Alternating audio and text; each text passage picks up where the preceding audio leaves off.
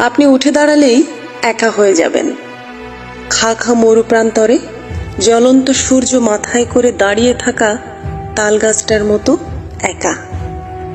প্রচন্ড ঝড়ে যখন উপড়ে যাবে শিরীষ, কড়াই কিংবা মেহগানি, তখনও আপনার শাখায় পথ পথ করে উড়বে একাকিত্বের নকশা খোদাই করা পতাকা।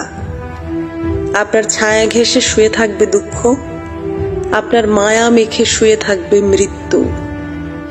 আপনি উঠে দাঁড়ালেই একা হয়ে যাবেন, একাই দাঁড়িয়ে থাকবেন মুক্তির ময়দানে। হাত বাড়ালেই দেখবেন কোথাও কেউ নেই, আপনার মুঠো ভরে যাবে অনন্ত অন্ধকারে। আপনি উঠে দাঁড়ালেই স্বয়ং ঈশ্বরও দাঁড়িয়ে যাবে আপনার বিরুদ্ধতায়।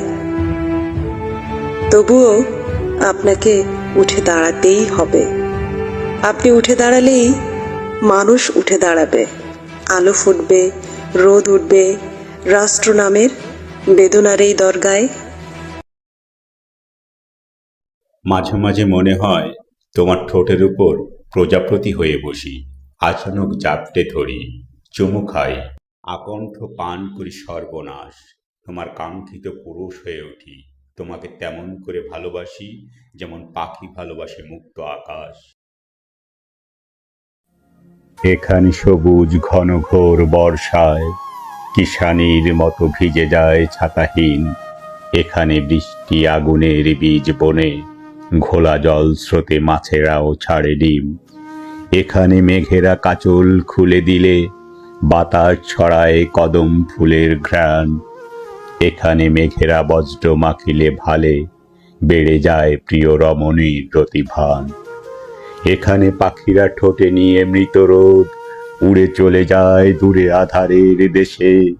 এখানে আগুন দাও দাও তুমি ছাড়া, চোখের আলো লোনা ঢেউয়ে যায় ভেসে।